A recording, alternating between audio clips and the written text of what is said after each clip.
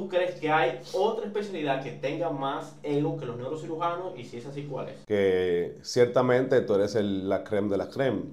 ¿Cuánto tiempo tú duras desde el momento que tú inicias a estudiar medicina hasta hacerte graduado de neurocirugía? Wow.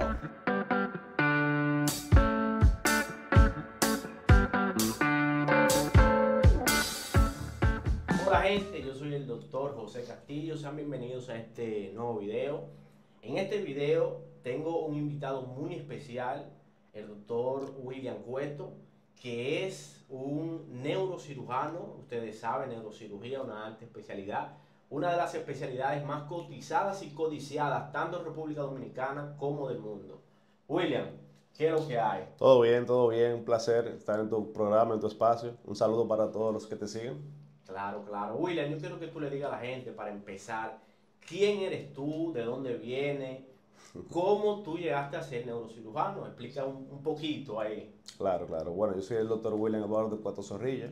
Vengo de Atomayor del Rey, en la provincia de este país, y soy neurocirujano egresado de este año, básicamente. Es un proceso que comienza estudiando medicina en una universidad, luego cogiendo un examen de residencia, como todos tienen que hacerlo, y concursar. En mi caso, yo lo hice en el Hospital Salvador Rego Tierra. William, una pregunta. ¿Cuánto tiempo? Porque cuando tú lo dices así parece que fueron 2 días. ¿Cuánto tiempo tú duras desde el momento que tú inicias a estudiar medicina hasta hacerte graduado de neurocirugía? Bueno, eso depende de la universidad, de cómo tú la lleves, pero en mi caso fueron 5 años de universidad. Yo lo hice en la Universidad Central del Este. Luego un año de pasantía, que es obligatorio. Ahí entonces concursé y al ganar la plaza son 6 años de neurocirugía. Es la especialidad base, que a pesar de que es una alta especialidad, se entra de forma inmediata o directa. Es la especialidad base más larga de todas. Y ya que hablamos un poco de eso, ¿cuántos puntos tú sacaste en el ENURO, en el Examen Nacional de Residencias Médicas, para convertirte en neurocirujano? No fueron tantos, yo saqué 84 en el examen del ENO. 84. Y ahí se le suman los lauros, la entrevista, la pasantía, etcétera. Yo terminé con 97 y algo. No, no, pero bien, bien de bien, bien de bien. Una pregunta, ya entrando ya al tema de el ámbito profesional, ya tú estás trabajando, eres neurocirujano, estás dando consulta, operando. ¿Tú crees que sea suficiente el día de hoy, aunque es una alta especialidad, ser neurocirujano, o hay que hacer, al igual que en otras especialidades, seguir haciendo posgrado, seguir haciendo maestría, seguir haciendo fellows? ¿Cuál es tu opinión sobre eso? Mira, la neurocirugía te da un chance de poder vivir bien siendo neurocirujano de base, sin una subespecialidad. Sin embargo, hay un creciente número de neurocirujanos que ya están obligando a subespecializarte. Mi consejo siempre es tratar de hacer una subespecialidad para poder diferenciarte del resto. Creo que eso es vital. No vital en mi caso, pero es muy importante. Ok, una pregunta. ¿Tú crees que es más fácil hacer neurocirugía acá en Santo Domingo o en ciudades grandes, Santo Domingo, Santiago? ¿O tú crees que le va mejor a un especialista de esa envergadura irse a un pueblo? ¿Cuál es tu opinión? ¿Qué tú crees que sea mejor en cuanto a términos económicos Se refiere. se refiere? Bueno, en mi especialidad particular se necesita un ambiente idóneo para tú poder ejercerlo de una forma adecuada y prístina. A lo que me refiero, tiene que tener un buen UCI, tiene que tener un buen intensivista, tienes que tener un centro que pueda avalar la cantidad de cirugía que realizamos, además de un arco en C. O sea, se necesita un ambiente idóneo y para eso se tiene que estar en una ciudad, no necesariamente la capital o Santiago, pero en una ciudad que se pueda suplir estas necesidades. Hay ciudades como por ejemplo La Vega, también se encuentra Higüey, te podría hablar también de San Francisco de Macorís, actualmente ahora San Juan que está emergiendo. Son ciudades que también te permiten ejercer la neurocirugía. Sin embargo, lo más ideal es la capital de Santiago porque cuenta con más infraestructura.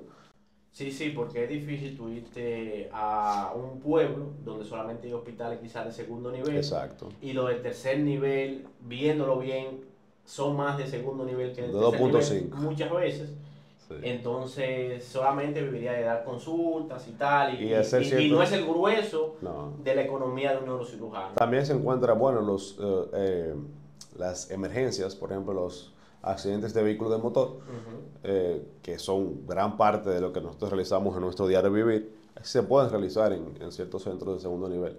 Pero, por ejemplo, para hacer una columna compleja, se necesita un arco en C, buen anestesiólogo, eso sí se requiere como en un centro un poquito más grande. Ya, ya, ya. Mira, una pregunta, William. Saliendo de la formalidad, Ajá.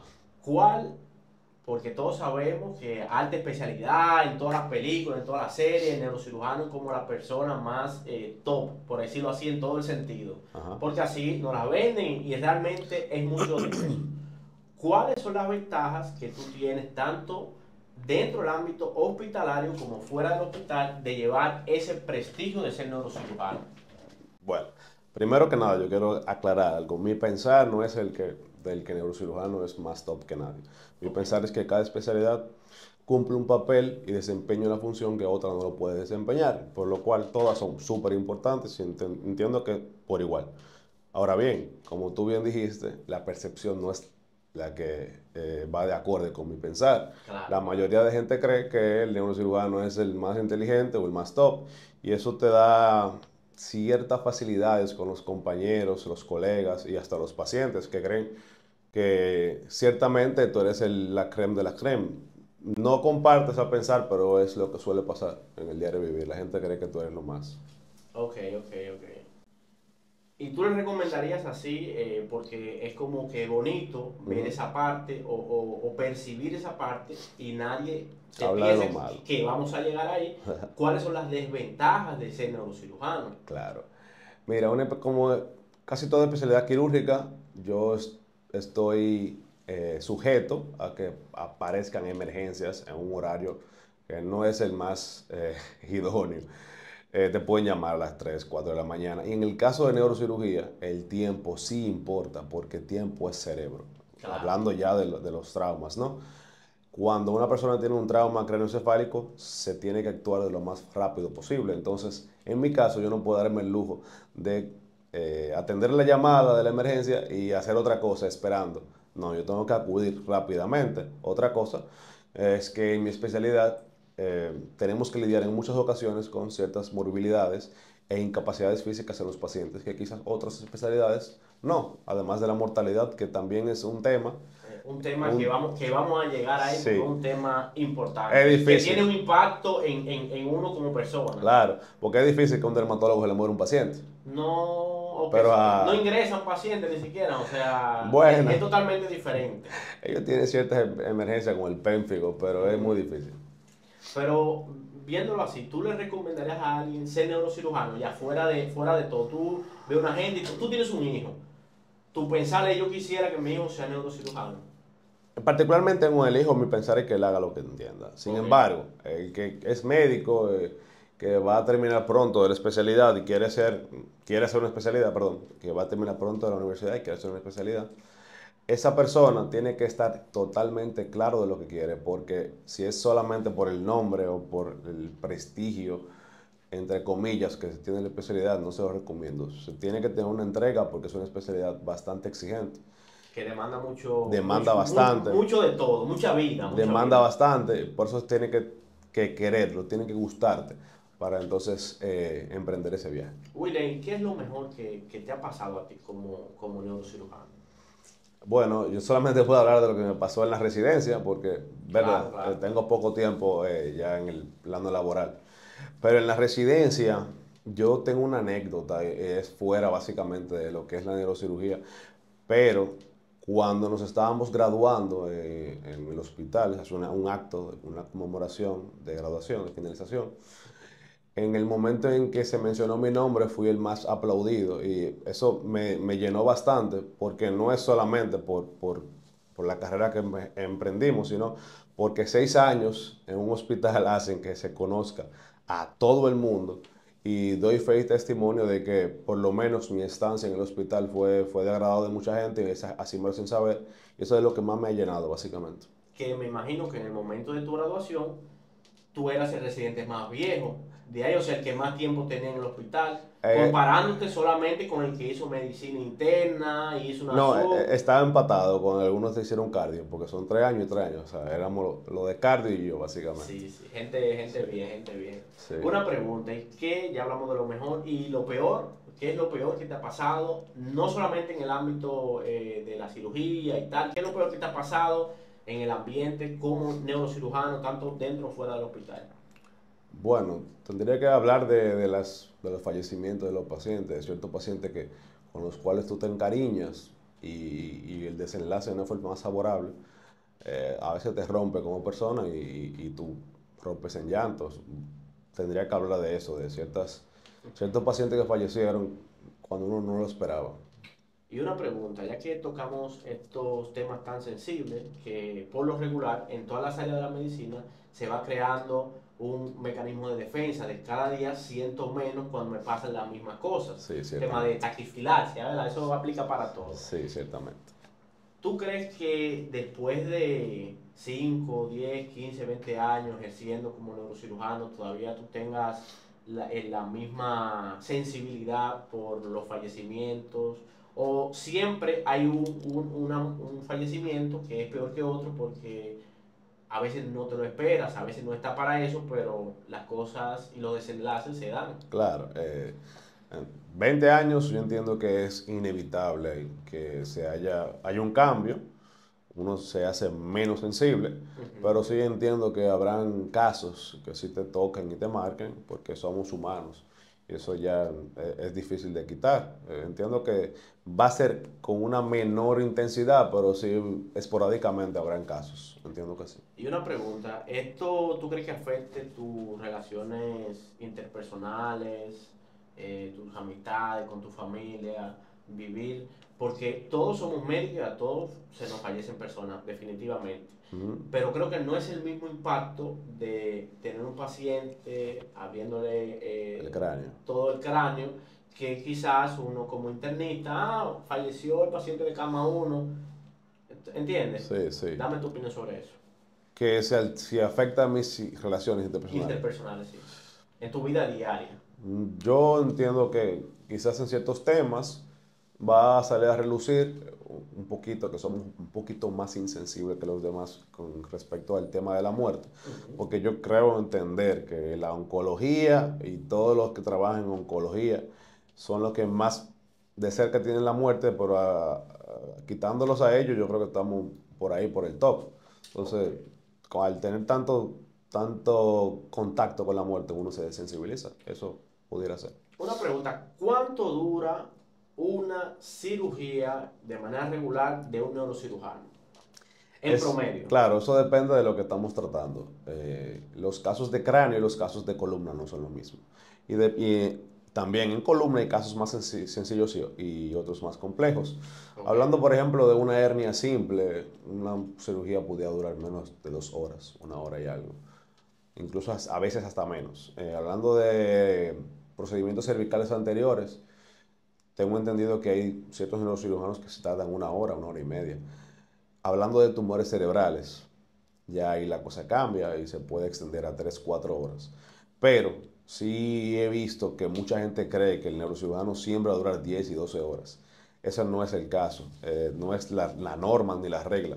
Hay ciertos casos que sí ameritan hasta más, hasta 15 16 horas, pero Ujú. no son para nada lo más frecuente. Yo entendería que entre 2 y 3 horas está la mayor parte del procedimiento en duración.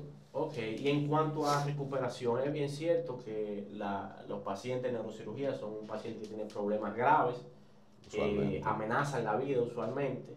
Y por lo regular hay una creencia de que los pacientes que se operan de la cabeza salen, lo que le dicen coloquialmente, locos o con limitaciones muy importantes en su vida diaria. ¿Qué opinión es cierto o no? Dame tu Claro, opinión. claro. Eso vuelvo a decir y no me gusta mucho siempre responder con el depende, pero depende. Ujú. Depende porque hablamos de un subdural agudo, un subdural crónico, subagudo, un trauma. El paciente puede estar muy, muy tocados, pero una vez se les resuelve el problema, muchos de ellos mejoran drásticamente y no Ok. tienen ningún tipo de secuelas. Ahora bien, hablamos de un ACV extenso que hay que descomprimirlo. Va a estar secuelado el paciente porque ya tiene muerte de gran parte del cerebro. Importante, claro Bien, que sí. entonces si hablamos ya de columna, también depende. Si es una hernia, la recuperación suele ser muy buena. Si hablamos ya de un canal lumbar estrecho, de una columna degenerativa que amerita instrumentación posterior, Ujú. pues el resultado no suele ser el más óptimo, aunque los pacientes suelen mejorar bastante su cuadro inicial, pero no van a estar como antes del problema. No, no, entiendo, entiendo. Y una pregunta, entre todos esos casos, ¿cuál tú crees que ha sido el caso que más te ha impactado o te haya dejado una gran enseñanza como neurocirujano? Bueno, yo tendría que hablar de que hay dos casos y fue el trayecto final de mi formación, de los que yo más recuerdo con cariño y no necesariamente por el caso en sí, sino por lo que eso conllevó. Teníamos un paciente con un trauma o una fractura del odontoides. El odontoides es una prolongación ósea de la segunda vértebra y el paciente tenía una disminución de la fuerza muscular en los cuatro miembros. Ujú, ujú. Tuvimos que realizar una cirugía que no se realizaba con mucha frecuencia, que es ponerle un tornillo, un clavo, perdón, en el odontoides para poder fijar la fractura. El paciente, en la consulta postquirúrgica, el paciente ya estaba caminando y se encontraba en perfecto estado. Y otro caso que yo también recuerdo con mucho cariño fue mi último caso como residente. Y fue un paciente que realizamos, un joven, un tumor, un glioma de bajo grado. Realizamos despierto, que fue la primera vez que realizamos eso en mi hospital. Ok. Tuve el privilegio y el honor de poder realizar la cirugía y el paciente se encuentra bastante bien. No, no, perfecto. Y por lo regular se realizan así, ese tipo de cirugía, despierto, fue un caso particular que No, hubo que hacerla así. en el primer mundo se estila de que un paciente con una lesión de bajo grado, un área elocuente, lo ideal sería realizarlo despierto para entonces respetar en la mayor medida Ujú. una resección safe, o sea, a salvo, una resección que no te dañe alguna área vital, un área elocuente. Se realiza también en el país, no voy a decir que no, pero no con la frecuencia que la literatura explica. Ok, ok. Y una pregunta, cuando tú, por ejemplo, estás a cargo de un caso como este y Ujú. tienes que abordar al paciente y preparar al paciente mentalmente para que sepa del procedimiento que tú le vas a hacer, que definitivamente hay un riesgo alto de muerte en todas las operaciones que tú tengas que abrir el cráneo, ¿cómo tú lo preparas mentalmente? ¿Cuál es tu opinión sobre esto? Mira, el protocolo es de, por ejemplo, para los pacientes despiertos sí tienen que ir a psicología, porque el paciente va a estar consciente y despierto, en alerta, teniendo el cráneo abierto. Eso tiene que prepararse psicológicamente para ese tipo de acto quirúrgico.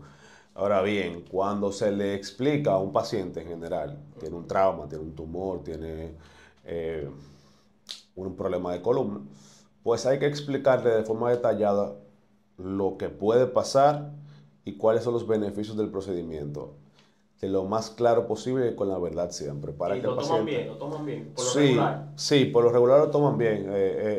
No he tenido muchos casos de pacientes que luego de dar la noticia de que hay que operarlo lloren. O sea, y también incluso ellos mismos te buscan y te dicen que necesitan la cirugía porque cuando tienen un problema quieren resolverlo. Claro, y seguro llegan allá ya con una mentalidad o referido por un médico que ya más o menos lo tiene un poco orientado. No suelen orientarlo tanto. Ese trabajo nos lo dejan a nosotros, sí, Ok, así. ok. Pero lo orientamos bien, Y una pregunta ya de tu vida personal, y claro. bueno, personal y profesional. ¿Cuál es el mayor miedo de un neurocirujano? En tu caso, ¿cuál es tu mayor miedo? Wow. Yo de hablar de mi mayor miedo, sería enfrentarme a una lesión de un seno venoso. Eso me aterra. Hablando obviamente de una lesión de seno venoso compleja, porque la vamos a tener en mucha cirugía. Y que el paciente, por ejemplo, fallezca durante la cirugía, eso es algo con lo cual yo no he tenido que lidiar mucho, casi siempre o siempre terminamos el acto quirúrgico antes que el paciente fallezca. El hecho de que fallezca durante el acto quirúrgico sí es algo Que te da que no miedo. me gustaría tener que lidiar con. Ok, y ya volviendo al inicio, como Ajá. empezamos, ¿es tu opinión que tú sientes que neurocirugía es una especialidad llena de gente humilde, gente buena? Pero en cuanto a la opinión de tus colegas, tomando una opinión en representación de la del total de neurocirujanos que tú conoces, ¿tú consideras que realmente son personas que son egocéntricas o tú crees que hay otra especialidad que tenga más ego que los neurocirujanos y si es así, ¿cuál es? Hmm. Eh, Hay de todo en la viña del Señor. No puedo decir que no. Generalizando por mayoría. No puedo decir que no ha sido mi experiencia, pero mi experiencia está sesgada porque yo formo parte del gremio. Entonces, muy probablemente las personas del gremio me traten de una forma distinta como tratarían otras personas. Tendría que verlos en el acto de tratar a otra persona para saber si son o no lo son. O sea que tú no has visto a tu compañero tratando a otra persona que no sea la gente del gremio. Sí, pero son pacientes usualmente. Ok, ok. Entonces, en el diario vivir, en su día a día, no los he visto. Sin embargo, sí puedo dar fe y testimonio de que los neurocirujanos recientes, los más jóvenes, eh, creo que están cambiando ese paradigma del neurocirujano prepotente y arrogante, porque muchos son bastante, tienen muchos valores. O sea, eso de eso hay fe y testimonio. Mira, la gente ya se está preparando para el examen, viene el examen nacional de residencias médicas. ¿Cómo o qué consejo tú le das a una persona para que apruebe de la mejor manera ese examen? Tú que, bueno, conseguiste la especialidad de tus sueños. Sí, sí, conseguí el sueño. Ujú. Bueno, yo hice el CTO, yo entiendo que eso ayuda Promoción para el bastante, CTO. eso me ayudó bastante. Ujú. Y hacer, por ejemplo, exámenes antiguos, bancos de preguntas, y tener una rutina de estudio que sea lo más, y seguirla de la forma más fiel posible. Tú puedes esquipear varios días de estudio, ciertamente, pero Mantener un hábito. mantener un hábito, eso creo que es lo más importante, porque en la preparación está el éxito. Entonces, si se prepara bien, pues es difícil que no obtengas lo que tú quieres.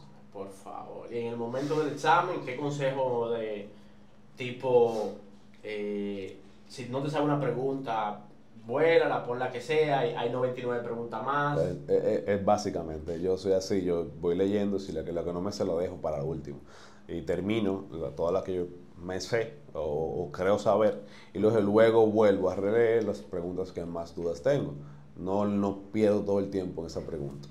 Y un consejo, no ponerte nervioso, porque ciertamente es un examen del cual Eso depende de bloquea a tu uno. futuro, pero entiendo que ponerte nervioso No no ayuda logra en nada. nada, empeora todo, de Empeora. hecho. En ese caso, sí, sí.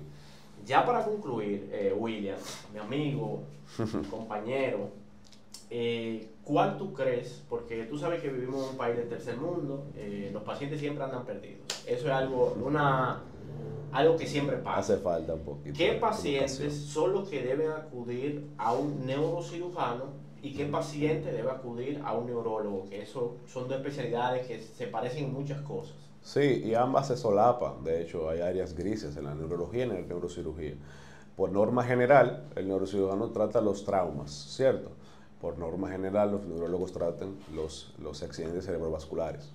Pero un neurocirujano o un neurólogo pueden tratar ambas cosas. Ok. Ahora bien, ¿quién tiene que ir a un neurocirujano? Un paciente que tiene dolencias de columna, tanto de la columna alta, que es la columna cervical, como la columna baja, que es la lumbar, y que tenga entonces dolores referidos a los miembros, dígase superiores e inferiores, que tenga calambres.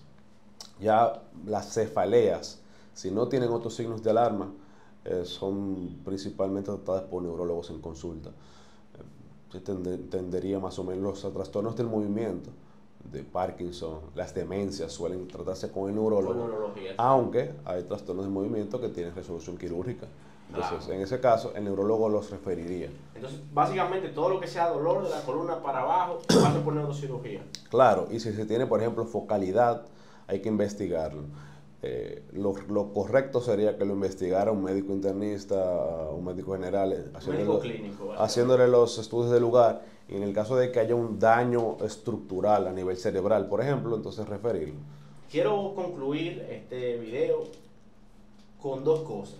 El primero, que tú le des un consejo a todas esas personas que quieren ser neurocirujanos. Y el segundo, pues claro, que digas dónde encontrarte, dónde trabajas, por si alguien quiere una Claro. consulta contigo. Perfecto. Bueno, me pueden ubicar en la clínica Cruz Geminiana los martes en la mañana, estamos dando consulta por allá. Los miércoles en San Pedro de Macorís, en el centro hospitalario UCE.